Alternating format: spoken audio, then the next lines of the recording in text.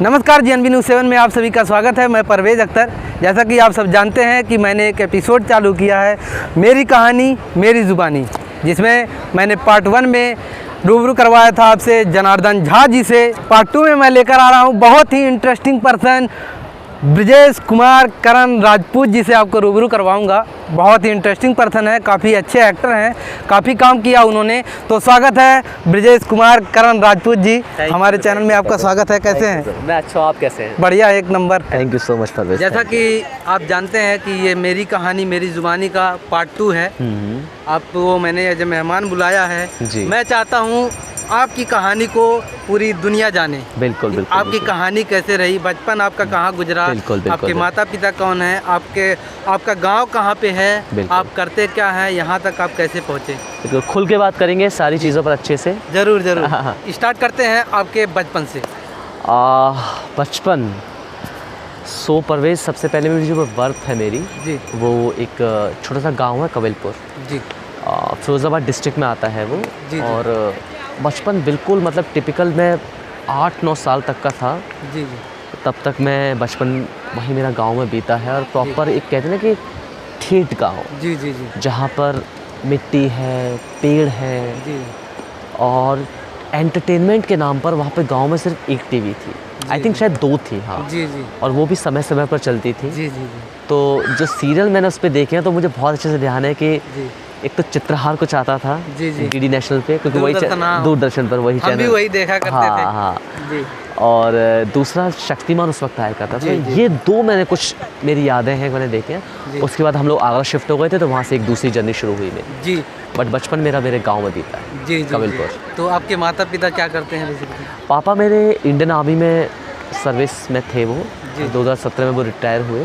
जी, और वापस अभी उनकी आर्मी कोटा होता है, इसके थ्रू एक और डिपार्टमेंट में उनकी जॉब लग गई है। आर्मी से रिलेटेड ही है वो। जी, जी, मम्मी मेरी हाउसवाइफ है, बहुत प्यारा खाना बनाती है और हमारे घर को बहुत अच्छे से मैनेज करते हैं। जी, जी, क्या बात है, बहुत बढ़िया। कितने भाई बहन हैं आप? हम लोग 3 हैं। जी, वैसे तो मतलब भाई बहनों में फैमिली मेरी काफ़ी बड़ी है, क्योंकि मेरे जो कज़िन्स हैं जी, जी, उनको भी मैं अपना भाई मानता हूँ, क्या बहन बात मानता हूँ, तो काफ़ी बड़ी है। बट बाय ब्लड हम लोग 3 हैं, और सिस्टर है मेरी, मैं हूँ और मेरा छोटा भाई है। तो आपने कितना पढ़ाई किया है, फिर इस तरफ की आपका रुझान कैसे आया कि मुझे एक एक्टर बनना चाहिए? पहले तो मैं ग्रेजुएट हूँ, मैंने बिजनेस मैनेजमेंट से अपनी पढ़ाई कंप्लीट की है। क्या बात है। और मतलब कहीं ना कहीं परवेज़, मैं उस बिज़नेस मैनेजमेंट के दौरान जब मैं कॉलेज में पहुंचा तो मैंने वहाँ पर एक अलग सी दुनिया खुल गई। जी, लड़के लड़की आपस में बातचीत कर रहे हैं, और बहुत फैशनेबल कपड़े पहने जा रहे हैं, और कहते हैं ना कि नए ज़माने में। हाँ, मतलब आप, क्योंकि आगरा बड़ा शहर है बट वो उतना बड़ा नहीं है। जी, जी, जी, और मैं ग्रेजुएशन पे जयपुर जब गया तो वहाँ पर देश के काफ़ी कोने से बच्चे पढ़ने आए हुए जी, थे। जी, Jaipur is a education hub. जी, तो मैंने वहाँ पे देखा कि कल्चर बहुत ओपन था, जी, और मैंने कहीं ना कहीं अपने आप को डिस्कवर करना शुरू किया उसमें। और डिस्कवर करते करते मैं एंकरिंग तक पहुँचा। क्या बात है। छोटे मोटे कॉलेज के इवेंट्स में मैंने एंकरिंग करना शुरू की। एंकरिंग करते करते फिर मुझे किसी ने बताया कि लाइक जिस तरह की आपकी चीज़ें हैं, जिस तरह से आपका बर्ताव है, आप एंकरिंग करते हो, जी, आप एक्टिंग की तरफ अपना रुझान करिए। जी, जी। एक अच्छा प्रोफेशन है। जी, वहाँ से मैंने अपने आप को एक थॉट दिया कि यार लाइक क्या मैं कर सकता हूँ। तो फिर मैंने थिएटर गया। मैं थिएटर में मैंने वहाँ पे एक प्ले देखा, जी, और उस प्ले के एंड में मुझे समझ में आ गया कि मुझे अब बाकी ज़िंदगी में क्या करना। क्या बात है, वेरी नाइस। हम लोग आज ऐसे जगह पे मौजूद हैं। हाँ। ये मड बीच है, मड बीच, आइलैंड, जहाँ पर मड पूरी आइलैंड। शूटिंग यहीं पर होती है। पीछे आप हाँ, बंगलो देख रहे correct, होंगे, correct, कितना correct। प्यारा लोकेशन है। तो मैं चाहता हूँ ब्रजेश भाई हम लोग चल के बातें करें। बिल्कुल बिल्कुल बिल्कुल, तो अपने चल ऑडियंस के को बात पूरी। करेंगे तो अच्छा रहेगा। बिल्कुल। तो ब्रजेश भाई आपकी आगे की जर्नी कैसी रही, जब आप एक्टिंग के लिए आप सोचे, फिर मुंबई कैसे आए? एक्चुअली फिर जब आप जानते हो कि हर कोई, पहले थोड़ा सा मैंने थिएटर किया वहाँ पर जयपुर में। जब मैं था तो काफ़ी मैं थिएटर में इन्वॉल्व था। जी, और मैं मतलब बहुत ज़्यादा मैं अच्छे से थिएटर करना चाहता था, क्योंकि मैं अच्छे से चीज़ों को सीखना चाहता था, समझना चाहता था। लेकिन जी, जयपुर में जिस जगह मैं थिएटर कर रहा था, रविंद्र नाट्य मंच, वो जगह तो बहुत प्यारी है। जी, जी, ग्रेट लेट इरफान सर वहाँ के स्टूडेंट रहे हैं। जी, जी, और असरानी साहब वहाँ से रहे हैं, और भी बहुत सारे दिग्गज अभिनेता हैं हमारी इंडस्ट्री में। राजीव खंडेलवाल है एक जयपुर से जो काम कर रहे हैं वहाँ पर इंडस्ट्री में अपनी। तो वो एक सीरियस जो माहौल है ना, वो मुझे कहीं मिल नहीं पाया। मैं जिस सीरियसनेस की खोजने की कोशिश कर रहा था, और मैंने सोचा कि यार अब जयपुर में भी घर से बाहर रह रहे हैं और मुंबई में भी घर से बाहर रहेंगे, लेकिन मुंबई में ज़्यादा अपॉर्चुनिटीज़ होंगी, ज़्यादा कुछ सीखने को मिलेगा। तो मैं इनिशियली थिएटर करने के लिए मुंबई आया। जी। तो आप यहाँ मुंबई आए, आपको किसने एड्रेस यहाँ का पता किसने बताया कि आपको जाके आराम नगर वर्सोवा में रहना चाहिए, यहाँ पे ऑडिशन देने के लिए? सबसे पहले तो ये है कि एक एक्टर को फाइनल डेस्टिनेशन मुंबई होती है उसकी, पता ही होता है उसको। और मेरे कुछ ग्रुप के सीनियर यहाँ पर थे, तो मैंने उनसे कांटेक्ट किया। और जब मैं जयपुर में था तो बड़ा मुंबई की इमेजेस देखा करता था मैं गूगल पर, और तो वो जो MH जो नंबर है महाराष्ट्र, बड़ी बिल्डिंग है। जी। हाँ, वो बहुत मैं फैसिनेट करता था काफ़ी। बट मेरे ग्रुप के सीनियर यहाँ पर थे, मैंने उनसे कांटेक्ट किया कि ऐसे ऐसे मैं रहना चाहता हूँ। तो स्टार्टिंग में मैं जुहू में वो लोग रहते थे, तो मैं जुहू में रहा। और उसके बाद जब 2-3 महीने आप शहर में हो जाते हो तो आप अपना लिए एक रास्ता तैयार कर ही लेते हो, और धीरे बस वो रास्ता बनता चला गया। फिर मुझे वर्सोवा के बारे में पता चला, देता hub of actors, Mandi actors की। और उसके बाद फिर मैं मड में आया, और मड में अभी मैं परमानेंटली रह रहा हूँ, मड आया। क्या बात। तो अभी कैसी आपकी लाइफ चल रही है? अभी एज एन एक्टर अभी ऑडिशंस हो रहे हैं, काफ़ी सारे कंटिन्यूस ऑडिशंस मैं अच्छे प्रोजेक्ट्स के लिए दे रहा हूँ, शॉर्टलिस्ट हो रहा हूँ। और अब देखो परवेज़, अभी मेरी ज़िंदगी जो आपने सवाल किया ना, उस सवाल का सिंपल सा जवाब ये है कि अब मैं पूरी तरह से तैयार हूँ। जी। कहते हैं ना कि आप जब मुंबई आते हो तो एक सवाल आपके मन में रहता है कि आप तैयार हो कि नहीं। उस सवाल का जवाब मुझे अब मिला है कि अब मैं पूरी तरह से तैयार हूँ। तो आपने क्या क्या वर्क अभी तक किया है?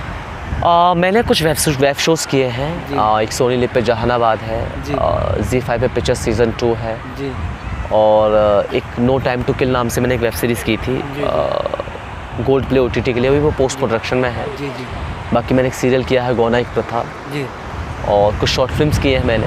जी। और इंडिपेंडेंट वर्क मैंने काफ़ी किया हुआ है। जी। बट अभी तक मैंने ऐसा कुछ मेजर नहीं किया है कि मैं एक बहुत ज़्यादा नोन फेस बन जाऊँ। जी।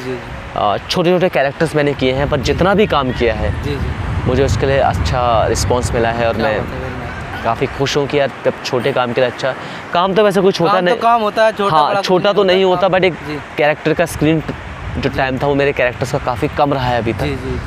एंड आई एम होपिंग कि कुछ अच्छा मुझे बड़ा स्क्रीन टाइम वाला कैरेक्टर मिले, तो मैं अपनी क्राफ्ट को अच्छे से और दिखा पाऊँ दर्शकों को। जी। तो आपका फाइनली जो पहला वर्क रहा है इंडस्ट्री में, हाँ, जो आपने किया वो क्या था? मैंने सबसे पहले जयपुर में ही मेरा पहला वर्क था। जी। मैंने एक वहाँ की एक लोकल पार्टी थी, पॉलिटिकल पार्टी, उनका एक कोई कैंपेन था। जी। तो उसमें सोशल अवेयरनेस के लिए वो कुछ शॉर्ट फिल्म्स बना रहे थे। जी। तो मुंबई से टीम आई थी उसको शूट वगैरह करने के लिए, तो मुझे उन्होंने बाया ऑडिशन फाइनल किया था। जी। और मैंने उसमें एक फादर का कैरेक्टर किया था, एक यंग फादर जो अपनी होता है ना गांव में कि बच्ची को पैदा होते ही मार देते हैं। हाँ, तो कुछ उस कॉन्सेप्ट में वो एक शॉर्ट फिल्म थी, तो मैंने वो की थी।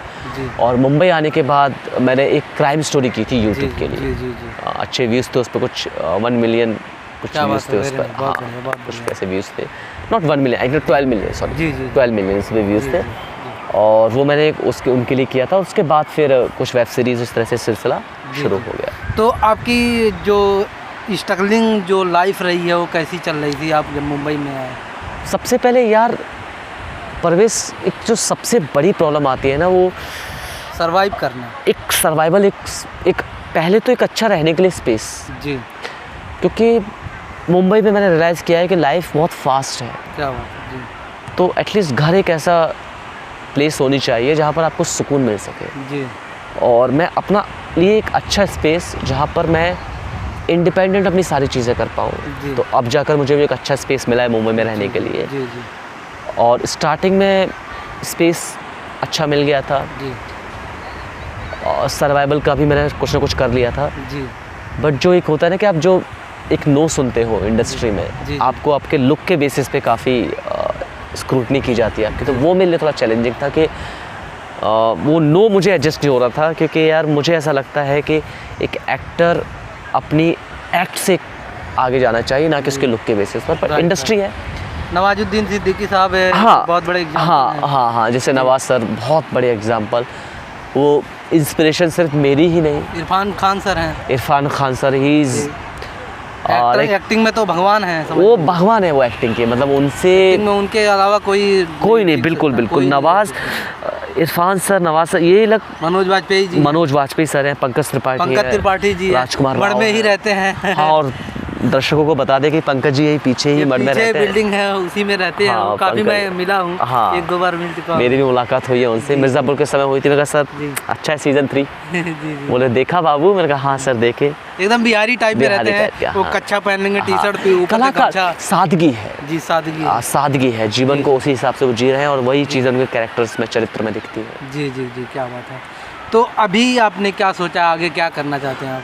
परवेज़ अब वही है कि मैदान में खड़े हुए हैं और अच्छे प्रोजेक्ट्स करने हैं, अच्छी फिल्मों का हिस्सा बनना है जी, अच्छे शोज़, वेब सीरीज़ अच्छी करनी है। मतलब सिर्फ ये नहीं कि मेरे पास इस चीज़ का टैग लगे कि यार मैं एक अच्छा एक्टर हूँ, नहीं जी, मैं ये चाहता हूँ कि मेरी परफॉर्मेंस से जी सोसाइटी में कुछ चेंज आए, क्या बात है, वेरी नाइस, लोगों में कुछ चेंज आए। जी, मैं वो जब मैं इस दुनिया से जाऊँ तो लोग जब मेरी परफॉर्मेंस देखें तो उनको लगे कि हाँ ये एक्टर यार सिर्फ अच्छा एक्टर नहीं था, इसकी एक्टिंग से इंसान तो अच्छा था ही, इसकी एक्टिंग से सोसाइटी में चेंज आया है।